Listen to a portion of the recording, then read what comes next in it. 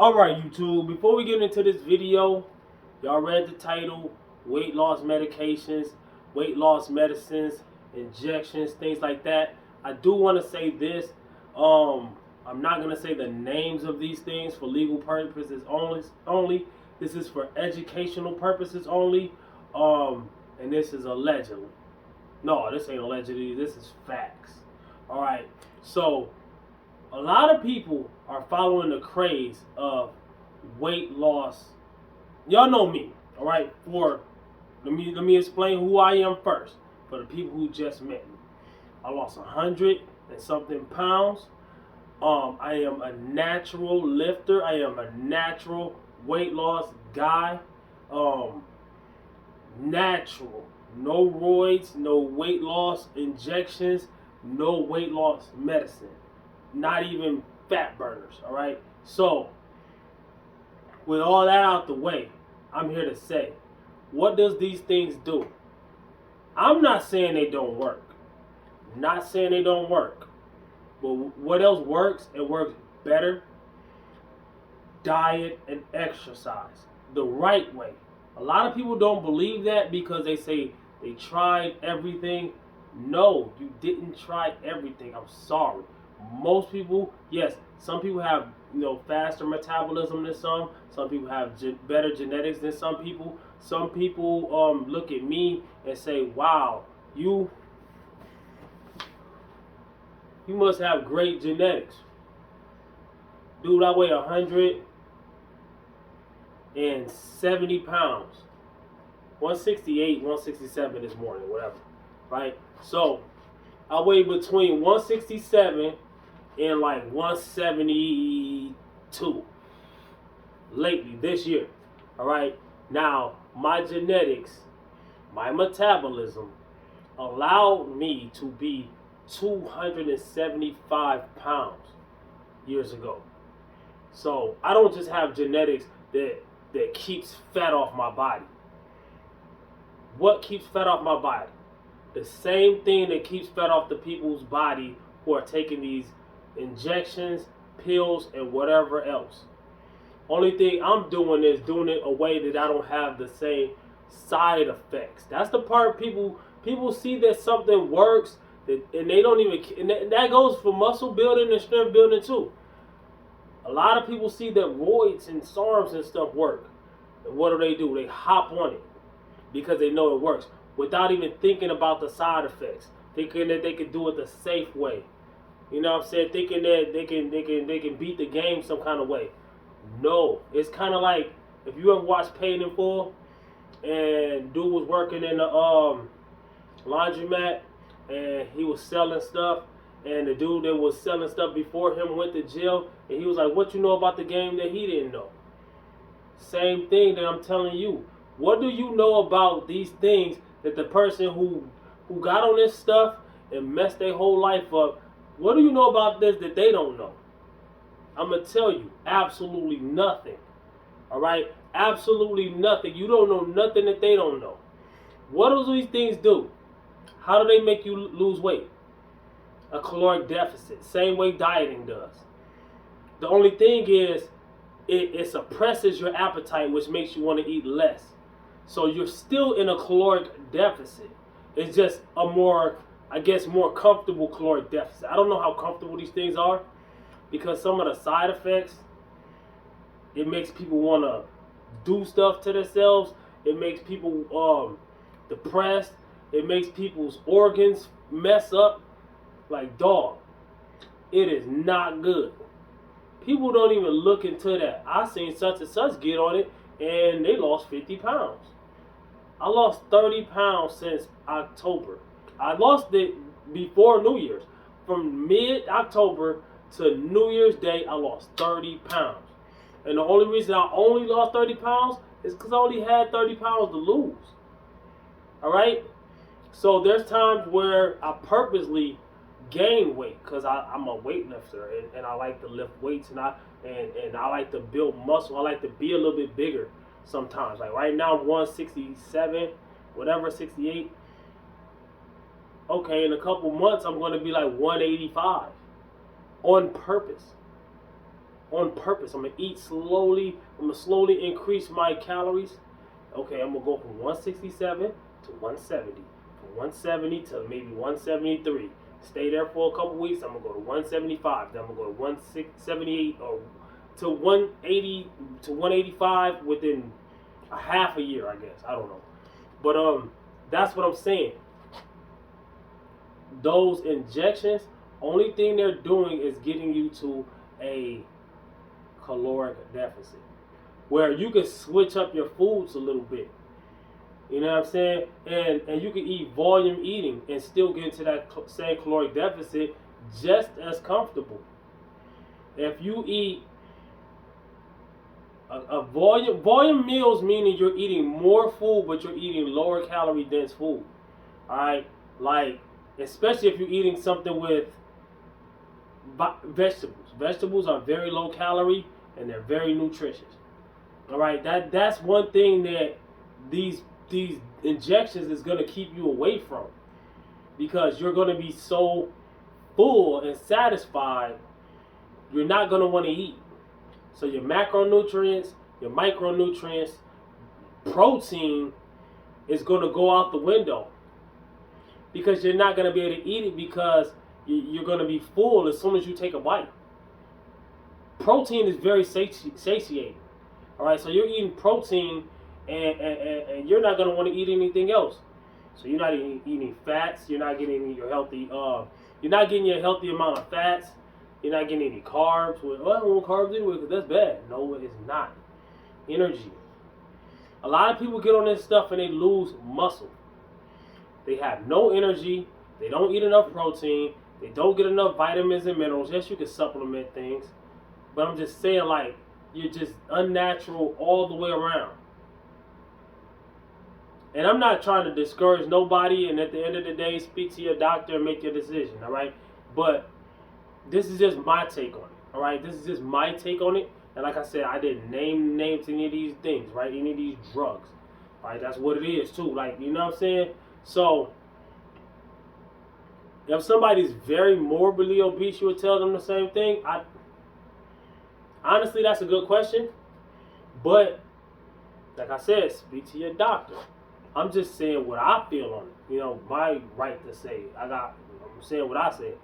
A lot of people start their fitness journey off on the wrong foot.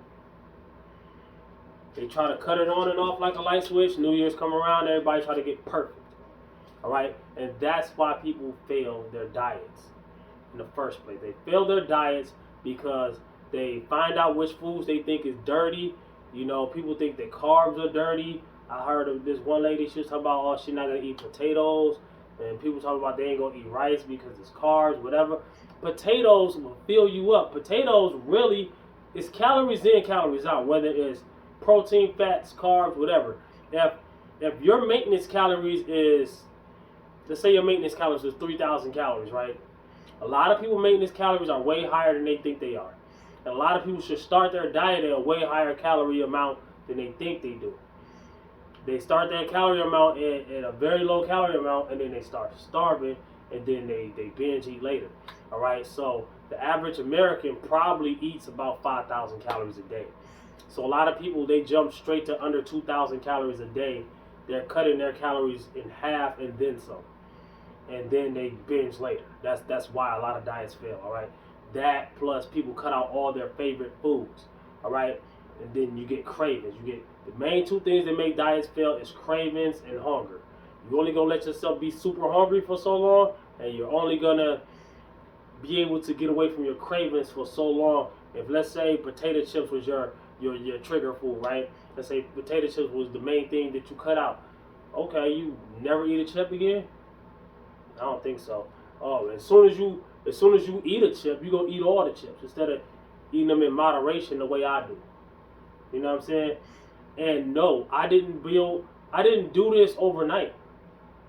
It takes time. It's training. Just like going to the gym, it's training. All right, I got a 500 and something. I got almost a 600-pound deadlift. How? Did I just go in the gym and do 550 on deadlift, 530 on deadlift as soon as I went to the gym? No, it took me years to get there. It's training. That same thing on diet. Dieting takes a while to get there. You're not going to start off a diet and get perfect. Anybody, I don't care how shredded they are, I don't care how big they are, I don't care if they won Mr. Olympia bodybuilding. If he tells you that he dieted and the first time he dieted, he just lost all his body fat and it was perfect from there, never messed up, he's a liar. I don't care. He's a liar. Nobody does that. Now, some people have better willpower than others. Some people learn the game faster than others. All right, we all are different. But learn it at a pace you can learn it. Take it step by step, day by day. Small victories. That's what gets you there.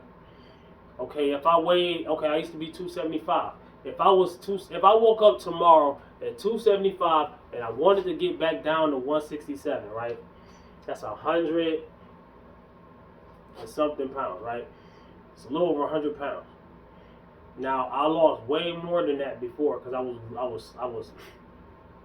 I got dangerously low. What, about 2 or 3 years ago? I was 145. Yeah, I'm 167 right now. I got a little more muscle than I did then. Built some muscle. I lost some muscle on the way down and built it back up on the way back to where I wanted to be, right? So, ultimately, I lost like 130 something, 40 something pounds. I'm not going to do the math on here because it's going to get me off track of what I'm trying to say. What I'm trying to say is this. I lost a lot of weight. I did a lot of studying. I made a lot of mistakes. I bumped my head 1,000,000 times. I got stuck a few times. I gained some of the weight back on my weight. A lot of people gain weight on the weight loss journey because they go at it the wrong way. And I run it the wrong way 1,000,000 times. But the difference between me and everybody else is I did not give up. I retracked my steps. I found out what I was doing wrong. I found out who I was listening to that was giving me bad advice. Stop listening to the people that was giving me bad advice.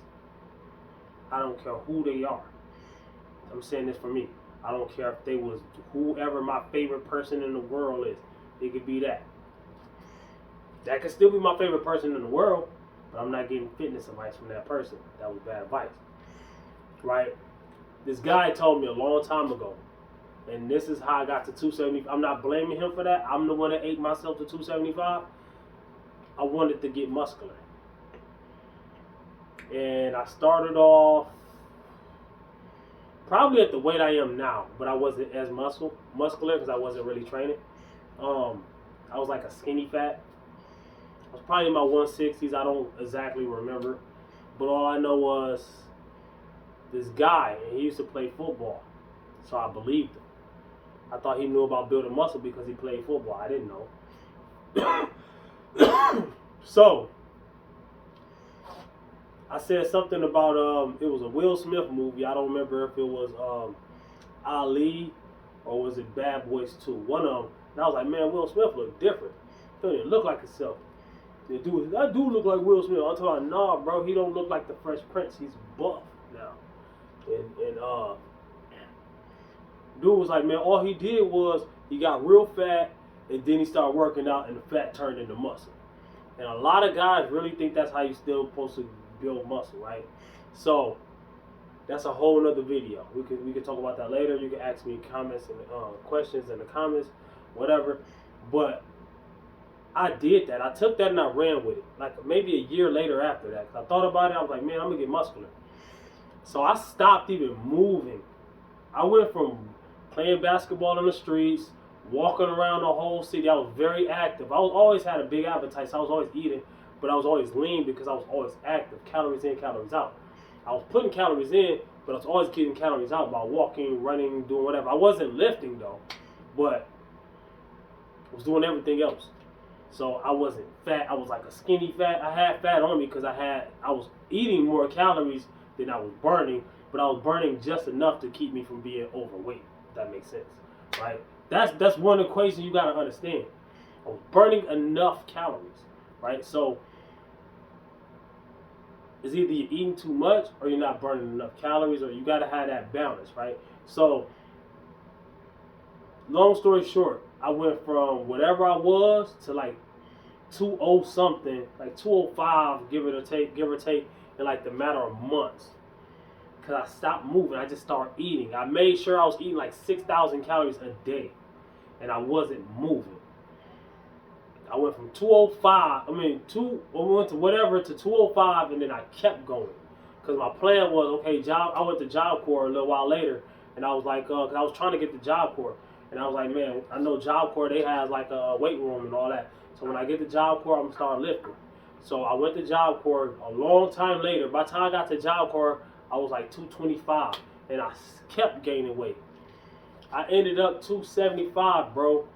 And when I went to the gym, I wasn't lifting the way I lift now. I didn't know what I was doing. I did not know what I was doing. I did not know how to lift. I knew nothing about lifting, right?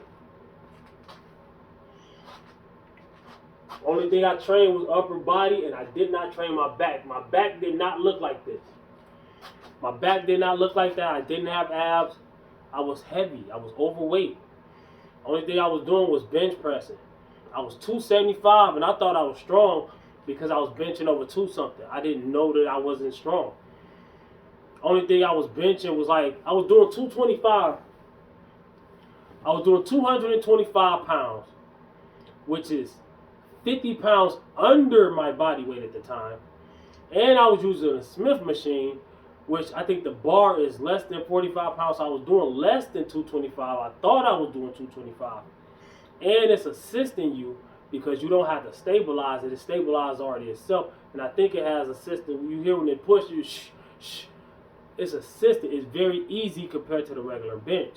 And I learned that because this one guy was like, man, I bet you can't do that on the regular bench. And at the same, I thought it was the same thing. So I put 225 on the regular bench, and I couldn't lift it. So I was 275, and I couldn't lift 225. Right now I'm 167, and I could do 225 for like almost 10 reps. And I'm on my way back up to my bench that I used to have. But I want to get it at a lower body weight, right? Mass moves mass. So I got all kind of plans for weightlifting. So I got weight loss gains, gaining muscle, gaining strength, gaining weight, even though some of it's going to be body fat. I got a lot of plans in the near future. I got plans for 2 years from now when it comes to weightlifting. All right? So that's how you got to treat your weight loss. That's how I treated my weight loss on the way down. That's why I be making videos like my top 10 misconceptions and all that. I keep pushing the people, but nobody listens. You know, people will do whatever they want to do, and then when they fail, they jump to the unnatural route. Medication. I tell people all the time, that should be a last resort. Count your calories. Everybody wants to do everything except counting their calories. Just like everybody want to go to the gym and do everything except lift. Everything except work out. They want to socialize. Treat it like a spa day. They talk. They lean against the equipment instead of doing it. They argue back and forth about what rep ranges is the best. I should do high reps. And then, no, I do low reps, heavy weight. And neither one of them are even doing any reps, and always try to pull me in the middle of it. Same thing with dieting. You got people who, okay, I was drinking a low-calorie drink. It was, of course, it was artificial sugar or whatever. Okay. Whatever. Since it wasn't water, people had a problem with it. But it'd be the same person that just drank 10 sodas today. Just like somebody will argue, brown rice is better than white rice for a carb source. And that person's carb source is French fries. And I'm not dissing because I eat French fries too. I have dirty foods. I have cheat meals. I eat like a beast sometimes. But in true moderation. And that took time. Just like drinking water. I was a regular average American when it came to my diet, just like everybody else. I drank sodas, juice. I didn't want water. It had to be flavored. It had to be sugary. It had to be high calorie. Not because it had to be high calorie. Not because I was trying to get calories in. It was just, it tasted better. You know, I couldn't drink just regular water. It took time for me to, you know what I'm saying, wean myself to that. Just like lean ground beef. When I first taste lean ground beef, to me it tastes like cardboard because I was used to the fatty ground beef. It took time. It took time for me to even get used to fat-free cheese. Fat-free cheese ain't that bad. Egg whites ain't that bad. You know what I'm saying? The lower calorie options, the higher protein options. The average American doesn't even know that they eat over 5,000 calories a day. No disrespect, because I was there. I'm speaking on the truth. This is facts.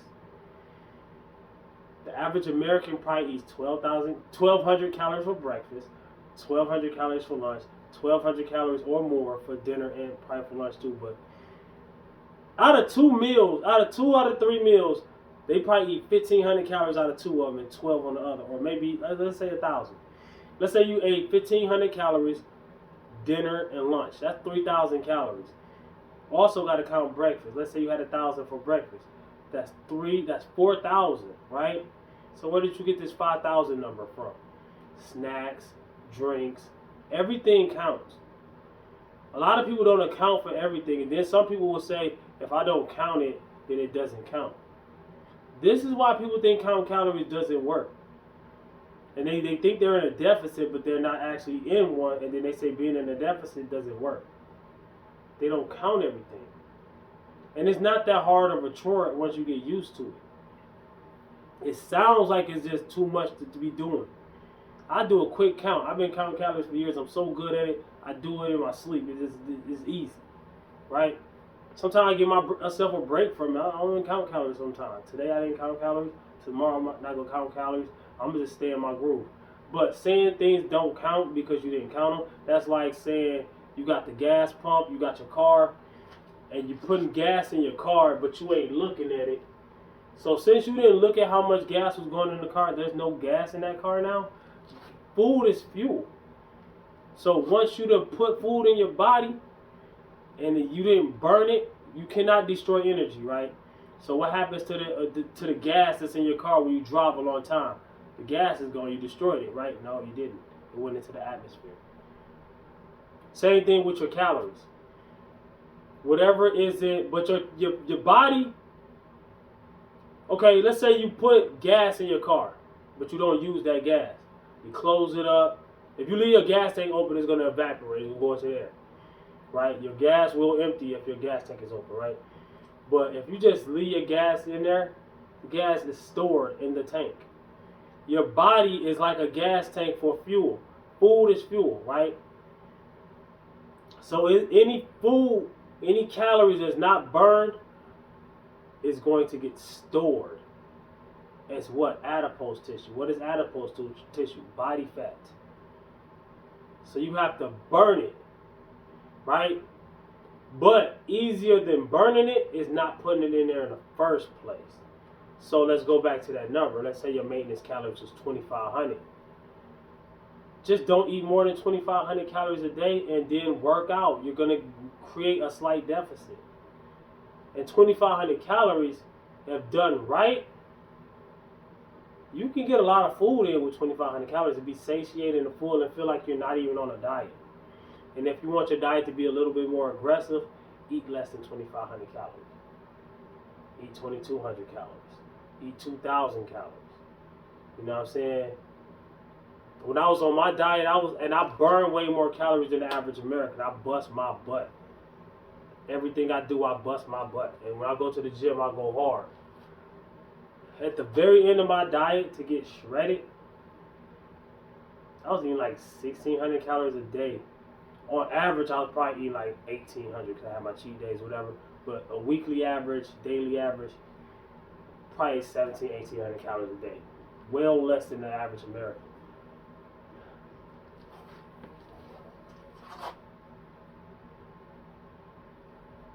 And I think I did pretty well. You know what I'm saying? People will argue with that though. And a lot of people that's taking these medicines, they're losing muscle because they're getting weaker. They can't push as much energy out because they don't have enough energy. They didn't eat enough calories. They didn't have enough micros and macros. They don't have enough protein. So they're gonna lose muscle. Muscle is weight, right? Water is weight, right? Fat is weight, right? Those are the three weights that everything weighs something. But the three things we're trying to manipulate when we're doing this fat loss thing is we're trying to keep our muscle, we're trying to lose the fat. Water weight is gonna fluctuate up and down, but the smaller and leaner you get, the less your body is going. It's like a bottle. If you got a 20-ounce bottle and you got a gallon, which one is going to be able to hold the most water? So as your body shrinks, your body is not going to be able to hold as much water. You got less of a body. You're leaner. You know what I'm saying? So with that also being said, you don't want to lose muscle. No, everybody don't want to have the hugest muscles and show off and do all this. No, everybody don't want to do that. Everybody not trying to do that, right? But the muscle you have, everybody got muscle. The muscle you have, you need it. Everything's going to be harder once your muscles start losing pounds of muscle. Playing with your kids, working at your job, everything you do that's physical is going to be harder to do. All of it, everything. So try the natty route, whether it's bodybuilding stuff or whether it's weight loss stuff. The natty route is the way. I see a lot of young bodybuilders, a few, not that many, but I salute to the few ones that started to change their mind and try to go back natural. Now, nobody will ever in the bodybuilding world consider a person who was on roids, even if they go natural for the rest of their life. They're not natural because they're not lifetime natural. They was on something, right? So, but people that's not into the bodybuilding world, I never competed, but I'm just saying people who are not part of this lifestyle, they won't understand that. But that, speaking of the word lifestyle, see, a lot of people do this diet thing. They want it so bad. They want the results so bad, but they don't want to make it a lifestyle. You have to look at everybody who has changed. They had a transformation. They all have one thing in common. There's different ways to get to a caloric deficit.